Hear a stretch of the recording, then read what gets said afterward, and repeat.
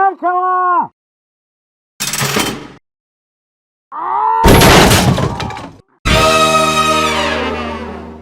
What's up, everybody out there in YouTube land? Rat251 here. Okay, we got more Warhammer coming at you. This is something I thought was interesting. Alright, this is Baron versus Bloodthirster. Doom versus Warhammer 40k by Commissar Gamza. And I like this because this is more about the whole Doom versus Warhammer. And I do think, and yes, I know for a fact that the Slayer would kick Khorne's ass. So fight me. Alright, so let's see what Commissar Gamza's got for us, and go. Hello there, everybody. Welcome to What the hell this is video. with that intro? So today we are going to be asking the question, who would win in a 1v1 match? The Baron from the Doom Hell or the mighty Bloodthirster from Warhammer 40k? I normally don't ask this, but if you guys enjoy this content, I ask that you please consider subscribing. Over 60% of the people who watch these videos aren't subscribed, and if you would be willing to help me on my journey, I would greatly appreciate it. So without further ado, let's jump off into this video. Alright, so the Barons of Hell are the big boys that leap around throwing fireballs and all kinds of stuff. If we read the UAC report file, it says this: it is clear that Barons are ferocious fighters with a bloodlust unparalleled by any other demon. Barons, larger and faster than their lesser brothers, also possess the ability to generate hell energy fireballs, which can be hurled at a target. They are also said to be the royal guards of the Dark Lord.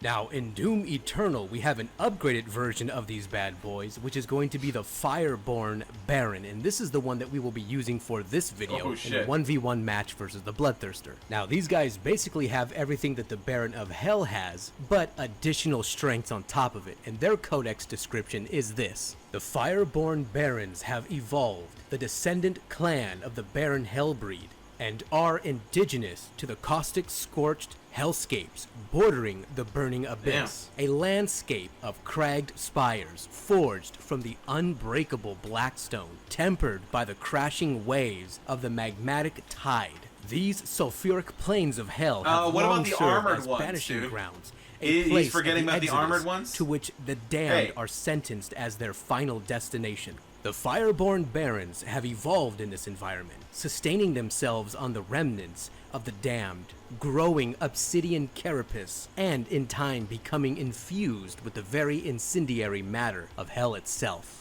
Now, these bad boys are not only stronger, but they're a lot tougher than the other basic Barons, capable of soaking up even a BFG shot without getting killed outright. They're also wielding Argent energy blades on the wrists on each side. So to summarize these bad boys, they are full of something called Argent energy, meaning that they are burning hot with this plasma energy. Basically, a human standing next to this demon would likely be cooked to death without him ever having to lay a finger on him. They can also throw Argent plasma bolts that can reduce tanks to slag or evaporate an entire human body like it were nothing. They are naturally armored, able to soak up a ton of punishment before ever going down, and even if you can get past their natural hard carapace, they can still take a lot of damage as the Argent energy pulsing through them keeps them moving forward. They just don't stop until you basically destroy their whole body. They stand anywhere from about 17 to 20 feet tall. Yet despite this incredible size, they are very agile, capable of making large leaps and charging the enemy quickly. A lot of times when they leap into the air and they land, they pound the ground, releasing a big wave of Argent energy. And of course, it goes without saying, their strength is impressive, ripping apart humans and shredding tanks with equal ease. I never did that one before. In Warhammer 40k, there resides, inside the warp, the mighty blood god, Khorne, and he creates the mighty Bloodthirsters, the champions and leaders of his armies. Like Scarbrand? From their codex, it is explained that the Bloodthirsters are the most revered and exalted of Khorne's demonic warriors. Fiery incarnations of rage and slaughter, created out of the Lord of Battle's infinite anger, these greater demons exist purely for war, their bloodlust extending far beyond mortal reckoning, as they lead the armies of their wrathful god to tear down the bastions of real space. Now, some people don't realize this, but there are different versions of the Bloodthirsters, and the one we are going to be using for this video is called the Wrath of Khorne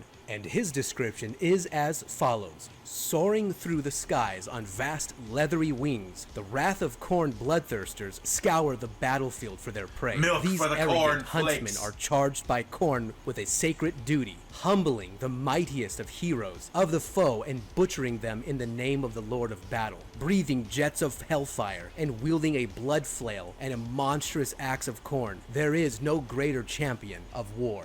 Now, for the overall stats of this bad boy, what are you looking at here? Doomslayer, allow me to introduce myself. Breathing out hellfire that can reduce a man to ash. Of course. We humans always get the short end of the stick on this one. Yes, he also do. wields 2 weapons. One medium range, which is a blood flail. This can whip a man in half. Once again, we always have to suffer. Or it can tangle up the enemy, immobilizing him so that way the Bloodthirster can just chop you in half. Now, the second weapon that he wields in the other hand is a cartoon-sized, massive axe of Khorne. This weapon can carve up tanks with no problems at all. As for the height of this big boy, and I do mean big boy, we're looking at around 30 feet tall. So this guy is huge. And just like the Baron, the Bloodthirsters are fast. They can soar on wings across the battlefield, or they can force their massive size into quick and deadly charges at the enemy. Now, these Bloodthirsters are also clad in the brass from Khorne's furnaces. So these guys are actually very heavily armored and can soak up a ton of punishment with and without their armor. And just like the Baron, they will not stop attacking until you utterly destroy them. Now, as for their basic strength, well, of course, even without his weapons, a Bloodthirster can crush tanks, rip mortals apart. I mean, these guys get armor. They should have gone with the armored who also Barons wields of Hell. like a 10-handed axe around with one hand. Okay, so for this battle, I imagine it will end up on an empty battlefield. Everyone is dead. There's dead bodies scattered all over the place. Only these two are left with no serious injuries. The Baron will initiate this fight by throwing an argent plasma ball, striking the Bloodthirster in the chest. Now, in Warhammer 40k, plasma is deadly, and it eats through even the Bloodthirster's armor. So this plasma bolt would wound the Bloodthirster, making him twice as angry now. The Bloodthirster, I imagine, would let loose a roar of pure hatred, seeing this new enemy as nothing but a coward engaging in ranged combat. With his eyes full of rage, his wings begin to beat like a thunderous drum, lifting his huge body from the ground. This is when our Bloodthirster begins to close the gap. Soaring on his massive wings, he's heading straight for that Baron. With the Bloodthirster in the air, the Baron doesn't have much of an option but to keep lobbing plasma bolts at the Bloodthirster. I imagine the Bloodthirster would dodge a couple of them, but one of them is going to land, and it's going to destroy one of the Bloodthirster's wings, bringing the Bloodthirster crashing down hard into the ground. The Baron sees his foe on the ground in a short distance, and so he leaps into the air, seeing this as an opportunity to end this enemy. With his Hellblades held above his head, the Baron's descent is interrupted as the Bloodthirster quickly recovers, lashing out with his flail. He tangles the Baron and yanks the lash to the side, forcing the Baron to crash down hard into the ground. The Baron quickly cuts himself loose with his Hellblades. Looking up, the Bloodthirster, roaring with hatred, is already upon him. The Bloodthirster brings down his mighty axe, and in a moment nearly too late, the Baron brings his 2 Hellblades together, catching the axe of Khorne, but the impact is so heavy it drives his hooves into the ground deep. And for but a moment, the Baron questions if his strength can hold. Immediately after, the Bloodthirster pukes a mixture of boiling blood and hellfire into the face of the Baron as he struggles to hold off the axe. I don't think it would affect him. The Baron lets loose a mighty roar and heaves the heavy axe to the side, shaking loose the boiling blood from his face.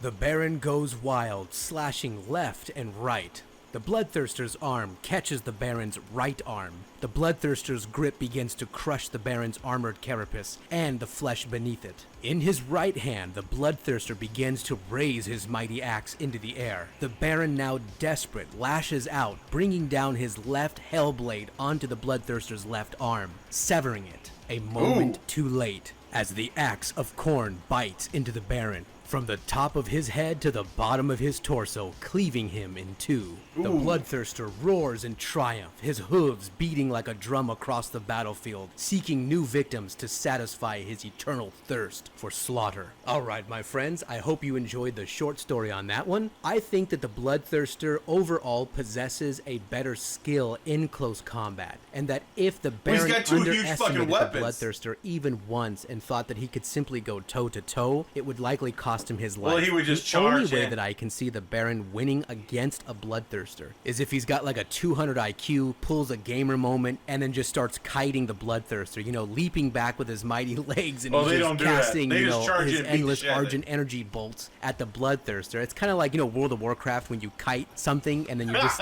slowly poking it down. He could definitely do that, and at that point, the medium range of the Bloodthirster, he's not going to really be able to do anything against that. But I don't think that's how a Baron would react to a Bloodthirster. No, that's like how that's more like how an Archvile fights. As far as I understand, the Barons do engage in gladiatorial type combat, and I don't see why he would then just go, I'm not going to fight this guy in close combat. I'm just going to kite him and lob, you know, plasma bolts at him. But if he does get into close combat, it's got to go to the Bloodthirster because, one, they're probably just as fast, if not maybe a little faster. They're likely stronger than the Baron, but at the same time, I think it also goes to their dueling skills. This is what the Bloodthirsters are basically designed for. Both in the lore, even on the tabletop, they have a very high weapon skills, and they're capable of going toe-to-toe with the best of the best. And I think that's what would pull him on top from one of these Barons. Now, when it comes to the Bloodthirster's fire attack, I don't think it would do anything versus the Baron, and the reason why I say this is because the Baron is pulsating with Argent energy, which basically means he's got plasma flowing through him. If that is not going to harm him, then a flame attack is not going to do anything to him.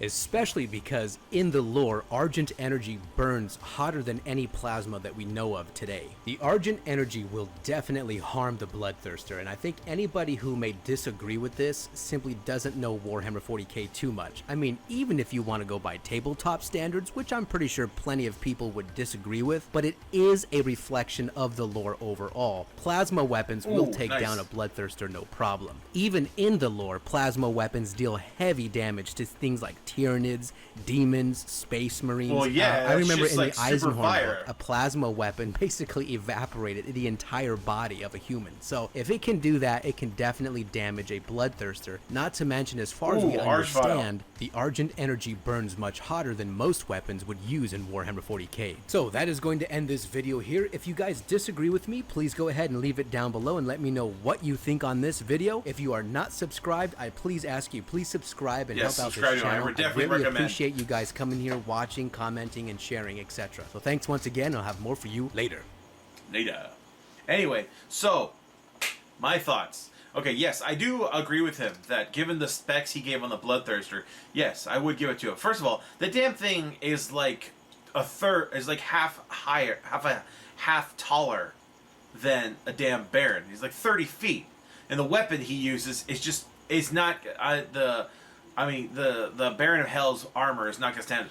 Though I do object to him using the standard Doom Eternal Baron of Hell rather than using the Ancient Gods armored Baron of Hell. That thing has a very tough piece of armor that can stand up to just about anything except for actual plasma, which is basically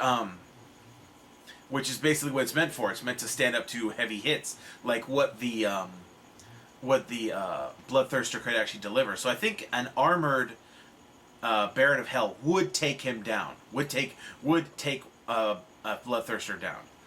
But because he's like going for one of the best. I don't know which different kinds of Bloodthirsters. If that was like a mid-level Bloodthirster, then okay, yeah, he picked a good match. But if that was like the best Bloodthirster against what is essentially a mid-level Baron of Hell, then no, he didn't pick a good match. He picked like a lower level. It's like choosing Superman to fight like I won't say like Krillin or Yamcha, but it's like choosing Superman to fight like a lower level fighter like Piccolo or something, you know? So anyway, that's just my thoughts on it. What are your guys' thoughts? Let me know in the comments below. And don't forget to like this video and subscribe. Of course, click on the link to the original down in the description. Let Commissar Gamza know what you thought about the fight. And don't forget to subscribe to him if you haven't. I will see you guys next time. Tune in every day for new content. Bye-bye.